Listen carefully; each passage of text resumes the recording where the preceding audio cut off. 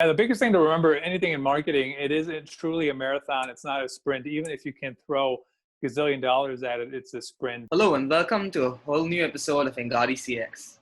I'm your host Jeremy D'Souza, and today we have Christoph Trappe with us on the show. But before diving into the interview, allow me to just introduce you real quick to the magic of Engati. Engati is the world's leading multilingual no-code chatbot platform, available across 14 channels with 25,000 bots created across 186 countries in literally every domain and use case. Engati has also been recognized as a top platform by Inc.com, TechWorld, CIO, and many others. We run the Engati blog, the video channel, and the Engati CX podcast, receiving upwards of 300,000 visitors annually. And now for our amazing guest. Christoph is the Chief Content and Marketing Officer of the Authentic Storytelling Project. He helps companies share their unique stories efficiently to reach prospects and retain existing customers. He's a global top 14 content marketer, digital marketer, and his blog has been listed as a valuable resource in the marketing industry. Christoph also helps editorial and marketing teams evolve with a content performance structure and culture, and the use of the create once, publish everywhere model. Christoph, we're really thrilled to have you with us today. Hey, thanks for having me. Always my pleasure. Okay, so before we get started with this interview, we have a quick announcement for the entire audience. We have something special for you. We have a gift for you. So stick around. Christoph, let's dive into this right now, right? You bet. Okay, so my first question to you is, what are the various elements or basics that one should keep in mind while creating a marketing plan? I mean, it really comes back to the basics. The one thing I want to just stress out of the gate, it's good to have a plan, but it comes down to implementation, right? I mean, think about a sports team, right? They can come together with a playbook in American football or a game plan or whatever it might be, but they still have to do it. So they still have to implement it. But to even implement anything, even think about it, you have to be sure to understand who it is you're trying to reach. So if you don't have personas, it's super hard to actually create content, because if you can't tell me who you're trying to reach and who you're trying to create for, how do I know how I can spin a story? How do I put that story together?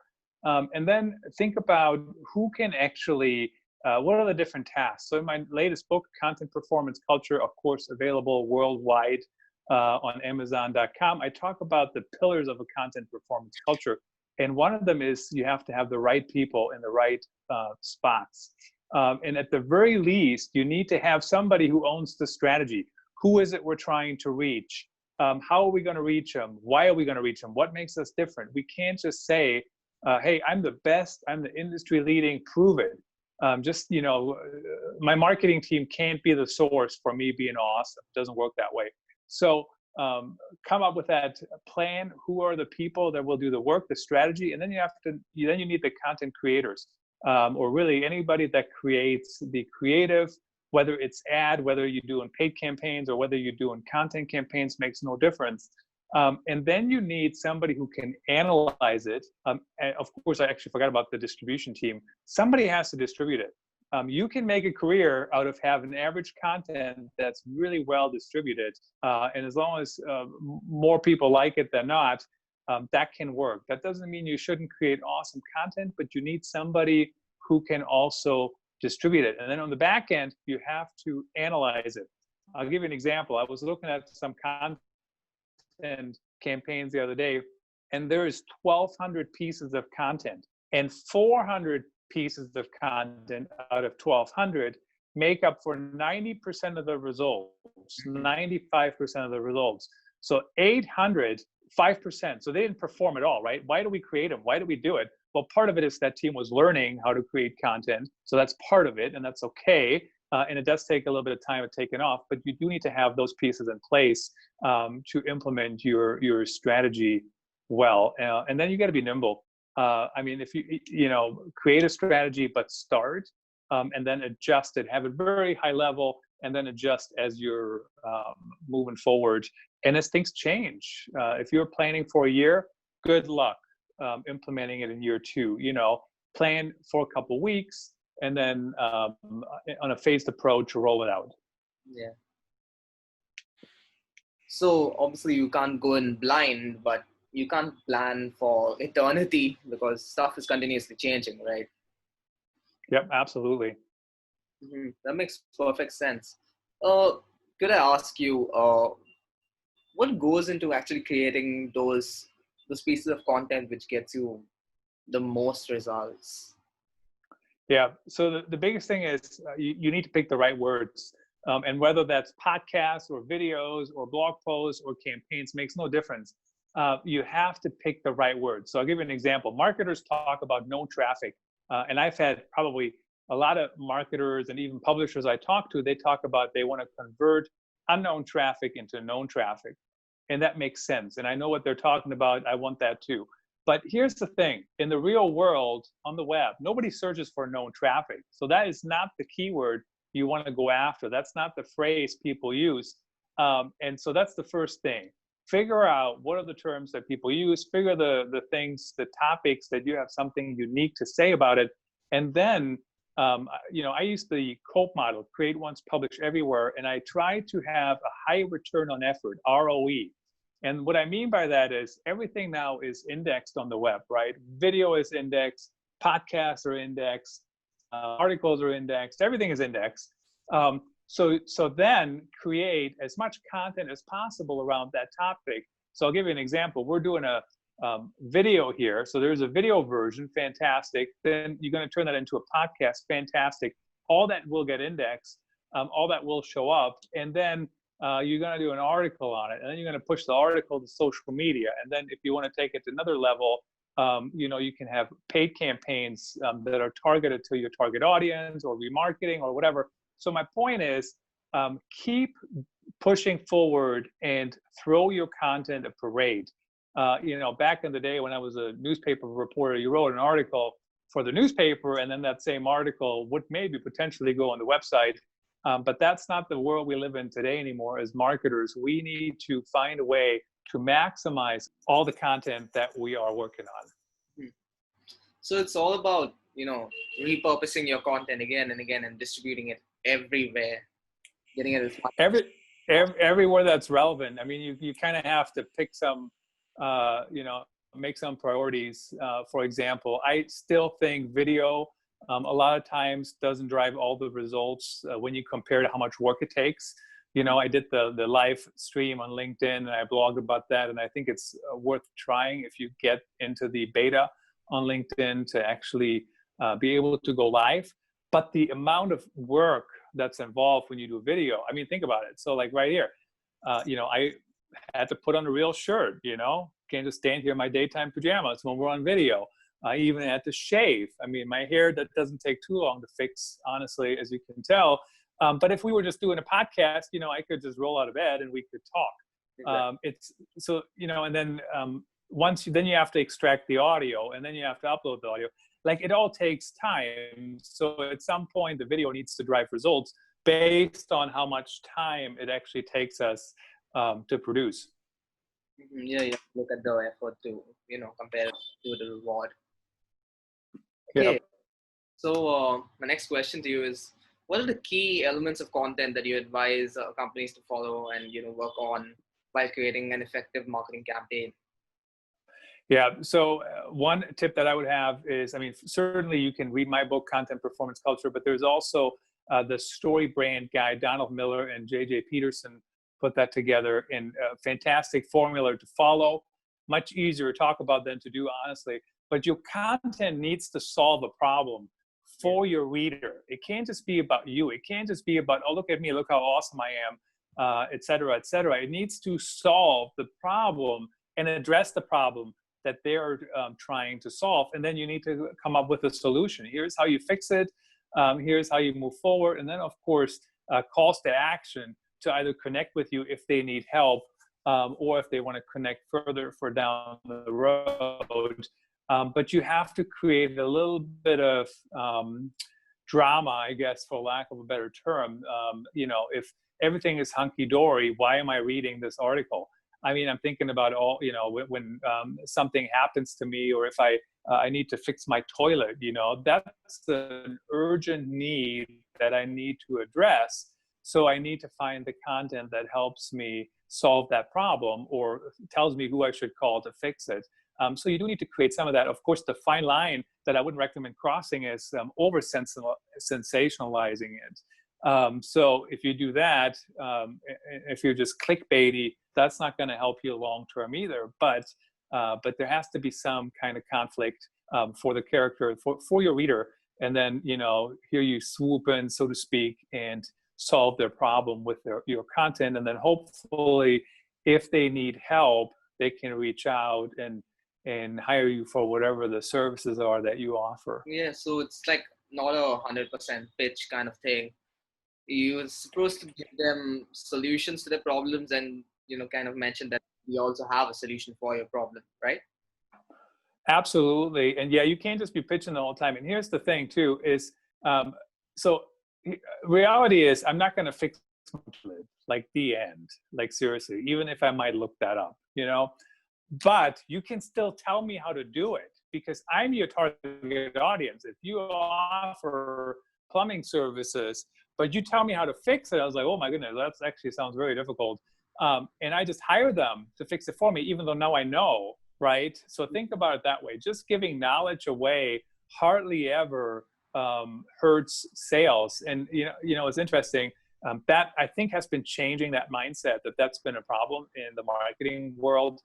And here in the US, so a few years ago, the NFL, the National Football League, had a blackout rule. So they would not sell, the games would not be on TV in the local market when they weren't sold out, which is like really a dumb rule if you think about it. But back then they were so reliant on ticket sales. So today, most of their money comes in through TV revenue. So guess what? That rule has gone away. So it flipped, right? It changed. And so same mindset, just to give you an idea, it doesn't mean you miss sales. It just means that you're building yourself as the expert to the people who in that stage weren't going to hire you anyways. But here's the thing. Once they try it and it doesn't work and their toilet is still not working correctly, then they might come back to you and say, ooh, I tried it, couldn't get it to work. Can you come by and help me? See what I mean? But you were the first source, the first helper, the first thought leader, so to speak. And that's kind of how it works. But you have to share your knowledge and don't feel like you can't go deep. I did have Mal Rod on the Business Storytelling podcast, and he talked about how all these companies think, oh, if you give knowledge away, that's a bad thing. But it's not. It will help you long term. And the reality is, if you're an expert at whatever you're an expert in, people can't do it themselves anyways. I mean, I can tell you how to do a good marketing strategy.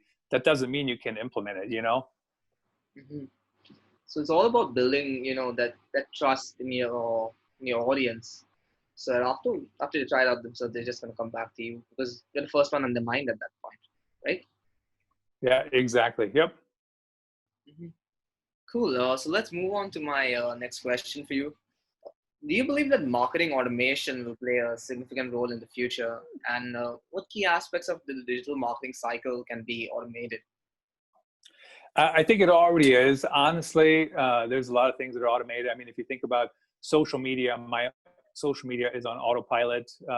Of course, keep in mind, depending when things are happening. I mean, right now we have the coronavirus, we have the riots. As the day we're recording this, at least in the United States. I just had Jennifer Radke on the Business Storytelling podcast talking about how you should pause your queue. So again, but that's automation, right? You pause everything, you turn it back on, it's loaded up. Email marketing, same thing. I mean, if you're not running an automated email campaign, I would really recommend it, especially for salespeople. Once they have those marketing qualified leads, and also the marketing team, as they're trying to push people down the funnel, there's no reason to do all those things manually. I mean, it's 2020. So we're already seeing those things in a lot of areas on the website too, related content showing up to each other. Of course, the next level up on that is to not just have related content, but also have personalized content for the specific visitor based on what we're knowing about them. I mean, if you think about like ad campaigns, so I basically 100% of the time, almost sometimes of the year, and currently for sure with the new book coming out, I have a remarketing campaign on my website, right? So if you visit my website, authenticstorytelling.net, you're automatically cookied, you leave, now you get the ad for the book, right? Until you buy the book or have seen it a certain amount of time. So we already are seeing automation. Automation will become even easier down the road. There will be more and more and more and more. A lot of times I hear creatives say, but we still need creative people. Absolutely. We also still need people who oversee the automation, who supervise it, for lack of a better term, because automation just going wild and unsupervised can be a problem. I'll give you an example. I actually had one the other day. It wasn't a terrible mistake, but it did happen. I was running some campaigns before this whole coronavirus hit for conferences, right? So an affiliate program for conferences, the top 10 conferences to attend around the globe. And I just kind of gave up on it at some point because nobody was going anywhere. And I was like, whatever, let's just, we'll do it again next year. But there were still some emails going out. And one email that actually did go out, it was automated, was to the event organizer, one of the conferences, the day after the conference. And it said, I just want to check in how the event went. Of course, the event didn't happen because every event was canceled or postponed. So sometimes that happens. They just wrote back and said, oh, it was postponed. So I don't know if they noticed that it was really an oversight because, you know, it was so fluid, but it was definitely an oversight. And that was not a bad case. But if you don't supervise it, it can backfire for a brand for sure. Yeah, absolutely. I mean, you can't have automation running all on its own. You need the human element over there to make certain decisions out of there. Yep, exactly. Okay. So you spoke about remarketing, of course. But do you see a lot of companies adopting social listening out there, and how would they incorporate social listening while they're crafting their brand campaigns? Yeah, so social listening is interesting because you have to remember most social signals are actually, they're classified as neutral, right? They're just talking, they're not positive or overly negative. And then you have you have a certain amount positive, certain amount negative. Sometimes it trends up or down depending on what's going on. If you're really, really, truly in the news, you know, there might be a lot of negative sentiment or a lot of positive sentiment. So it's good to listen to. But also be careful what you make of it. I'll give you an example.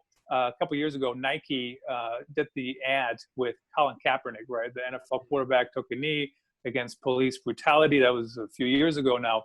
And Nike took a lot of flack for that from people on social media. And I didn't run the sentiment report, but it seemed like most everybody that I saw was talking negatively about Nike. And well, guess what? When you looked at the search numbers, so there was, typically it's Nike and Reebok and Adidas, they're pretty even, right? And if this is Nike and Adidas, they were still here and Nike spiked. I mean, it was like, you know, 11 times as high or even higher for just search volume. So they totally dominated the market at that time, even though most of what I saw at least was negative. And then later Nike revealed, I don't know if they might be publicly traded, I don't know, but they did share this. Their sales were through the roof with that campaign. So it's good to do a sentiment analysis. It's good to do that. It's good to look at it. And for some brands, it might be more meaningful than others. But at the end of the day, Nike made a lot of money selling shoes and definitely ran the industry at that time just by running the ad that some people didn't like and taking a stand. So just something to keep in mind, but certainly listen to what people are saying. At the very least, even if you don't do on social media, look at the reviews, see what people are saying about you, you know, on all those different places. And then, of course, shout out to Greg Gifford, the local SEO expert. He was on the Business Storytelling podcast a few weeks ago. You know, claim you're my business, Google my business. So at least you can respond to reviews and you can see what people are saying. But keep in mind, if you have 100 customers and 2 leave you reviews and one is positive, one is negative, there's 98 other people who didn't say anything, right? So they're probably somewhere in the middle or positive and just didn't think about it. Yeah, What do you think about creating controversial content? Yeah, that always depends on your brand. It always depends on what the topic is. I think it is kind of a challenge, I think, for brands to meaningfully insert themselves into the discussion. For example, other brands were sharing like, this is not controversial opinion, but they were sharing something related to hashtag Black Lives Matter. And then some people were saying, well, but you can't just post that and then don't do anything. And then, now what are they going to do? Are they going to follow up, or is that just like one push? So it depends, right? But I think it's okay for brands to take on certain issues if they have something to do with you. If they are totally unrelated to you, why take a stand and just try to insert yourself, right? But you have to take a stand. You have to share solutions and share help. But again, if you don't have any connection to what's happening, don't insert yourself. I mean, it's kind of hard to say, I think, right now. I mean, everybody is affected right now by the protests and police brutality and racism and all those things. And then also coronavirus. So I think it's hard to say, well, we're not affected by that at all. How does it make sense for your brand to aid? And then, of course, at some point, somebody will take something out of context or only read half the quote. I saw that a couple of times the other day. Somebody said something and everybody was only reacting to like the first sentence as opposed to the other 9 sentences. So just be aware that it's trickier to participate in those things than when it's business as usual. And sometimes there is value in just keep pushing forward with your typical campaigns. Like, for example, if I talk about marketing, why would I insert myself into some topics that have nothing to do with me? It's a little different right now, obviously, as I mentioned. But I just need to review my content and say, this is good to go. This could be taken out of context. Let's update it. But taking a stand, and especially if it's a unique stand, right? If you just come out there and say, I agree with everybody else, or I agree with this person, I don't know if that works. Of course, we're all against racism. We all want it to be better. So that's a little bit different scenario. But bringing it back to marketing a little bit here, I think it was before Christmas, Peloton ran this commercial. It was a woman, got a Peloton bike. She was in really good shape, in my opinion. And some people were saying, oh, that's so sexist. Her husband got her a bike so she can get in shape. And I'm like, what are you talking about? She looks in shape. And I ran it by some women I know, my wife included. And I said, do you have any problem with this? And all these marketers were saying this was a terrible ad. And so I took the stand. I didn't see any problem with it at all. In fact, I kind of enjoyed the ad. She was taking selfies, and they were claiming she took the selfies to report her progress to her husband. And I'm like, I didn't take it like that at all. And so did other people. So that was a different stand, right? And not a scenario where everybody would necessarily agree with one opinion or another. Mm-hmm. So I guess it depends on whether it's related whether A, it's related to your brand, and B, what your target audience would actually think, what their mindset is, right? Right. Exactly. Mm-hmm. Okay. So my next question to you is, what do you believe is the frequency that a brand should be posting content online? You see some brands posting again and again and again, just bombarding their feed. And there's some which post one a day, one every couple of days, but it's high quality. What do you think works better? Yeah. So a Germany-based content marketer, Mal Rod, who I mentioned earlier already, he said to me the other day on the podcast, the Business Storytelling podcast, why aren't marketers more like journalists? Journalists don't say, how often should I publish? Journalists say, hey, do I have a story to publish? Okay, let's publish the story when I have the story. And a lot of times they have multiple stories a day. They have a story a day, or whatever it might be. While that probably would drive a lot of marketers crazy if they were just chasing stories nonstop every day. But at the end of the day, I think there is something here to take away for marketers is if you have a story, find a way to tell that story and, fill your day with trying to create content that matters. There is, I don't know what the right number is. It depends on the business, I'm sure, too. But the marketing, email marketing heroes, Rob and Kennedy, they have a podcast as well. They talk about if you email people once a month, you're only talking to them 12 times a year. That's crazy. That is not very often. So, once a week with a blog post, probably shouldn't be asking too much. If you have more to say, do more. Like my own podcast right now, I publish it like three times a week. Nobody has said, oh, that's way too much yet. During the coronavirus pandemic, I published every day with some new article about remote work or Wi-Fi at home or other things. So it kind of depends, but if you don't do it on a good cadence and often enough, might not be enough.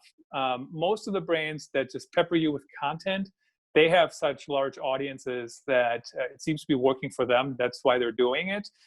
And the other thing is too, on social media, not everybody sees your content anyways. Yeah. So, with the algorithms, unless you pay. So that's another reason why they do that. So they're increasing their chances, at least in theory, to be seen more often. Makes sense. Why would you want to limit yourself? Okay, so since you spoke about storytelling, I mean, it's very difficult to implement, especially in this world where we've got the attention span, which is like 1 second less than what a goldfish has. So can you give us a few examples of places where storytelling actually, drove sales? Where storytelling leads to sales? So one thing is you have to actually write for that conversion in mind. So you have to have the right calls to action. And one of the websites that I know they were very successful last year based on the reports that I saw was the Points Guy, thepointsguy.com. And they talk about travel. And so they have good stories and they kind of create that conflict a little bit. Here's how you book this trip, or here's how you do a certain thing. And then, by the way, here's how what credit card you should use. And then if you don't have that credit card and you sign up, that's how they make their money, through affiliate fees, right? And when they put that at the right level. So you kind of have to still have really good content to drive people to that conversion. The other thing, and this is actually, I think Andy Crestodina shared this first. He's a content marketing guy based in Chicago. And he talked about it's informational content and commercial content. And if you have informational content on your website, even if it never leads to a direct sale, it can still help you, because what it does, it lifts the product pages that are on your website that typically wouldn't rank on their own. It lifts them up. So keep that in mind too. Good content can help you rank higher and can drive traffic to those other pages that wouldn't rank on their own. So those are kind of the two different scenarios. The other thing is calls to action need to be clear. They need to be easy to follow. And a lot of times they need to be at the top. I mean, you did that earlier too. You mentioned your product right away, because if somebody's listening to the show, they'll hear that, right? Even though sometimes they might just fast forward through it if they figure that out and they've seen it before. But that's why people don't put it at the end, because they want people to hear it. So make sure your calls to action are in a spot where people will see them, or at least they have a chance to see them. Certainly people scroll by, fast forward. I mean, podcasts, I did a whole article on how people listen to podcasts on 1.2x or 1.5x or 2x or whatever. So certainly that happens as well. Okay. So I suppose even in blog posts, you'd want to keep it up early, or would you want to keep it? I mean, yeah, you don't want to overdo it, right? You want to test things, but certainly you could do an inline ad. You can do a call to action on the top. I remember on my blog, authenticstorytelling.net, I put the email sign up form right on top of articles, right? Because I want you to sign up for my email. And sometimes, every once in a while, some expert will say, well, that's not where you put your email list. And I'm like, well, where would I put it? And they say, well, at the bottom. And I'm like, well, whatever, people sign up, like it works. So why would I put it somewhere else? Sometimes I switch it out. Sometimes I have an inline ad. Sometimes I have an in copy call to action. So it all kind of depends. You want to mix it up. And the other thing is too, once people get used to seeing something, they just scroll over it, right? So for the email, if they haven't signed up after seeing it 15 times, they'll probably never sign up. They'll just keep scrolling over it. And maybe I should put it in a different spot. Or maybe I put I do a pop-up, for example. I mean, I'm not a huge fan of those, but every once in a while, that's worth trying as well. Mm-hmm. Otherwise, it just, as you said, it just becomes like ambient noise to them. Right, exactly. Okay, so do you have any other thoughts that you'd like to leave our audience with? Yeah, the biggest thing to remember, anything in marketing, it isn't truly a marathon. It's not a sprint. Even if you can throw gazillion dollars at it, it's a sprint. I mean, there was some companies I saw, they advertised during the Super Bowl and spent who knows how many millions on advertising, and then they shut down a few months later because they didn't reach the goals. And that happens, right? Sometimes it's the product, sometimes it's the market, sometimes it's everything else going on that's not helping. But keep that in mind. It's very hard to build anything in just a few months. I mean, certainly you can see some early results, but it's an ongoing process. It does feel like you're sprinting sometimes while you're running the marathon, but keep that in mind. It's not a one overnight success. It takes a lot longer than overnight. Yeah, absolutely. Christoph, this has been brilliant. I know our audience is gonna love these tips. I know my own content game is definitely gonna go through the roof because of this. Thanks a lot for that. And where can everyone find your podcast and your book? Yeah, so if you have an iPhone, you can actually say, "Hey Siri, play Christoph Trappe Business Storytelling Podcast." So that's kind of cool. It's on all the different platforms. I'm a big Google Podcast fan currently, Spotify, et cetera, Apple Podcasts. AuthenticStorytelling.net is the blog. Check that out. It has links to all my social channels if you want to connect on LinkedIn, Twitter, etc. That'd be fine. LinkedIn, please put a little note saying you heard me on the show, and I'm happy to accept the invite if you choose to do that.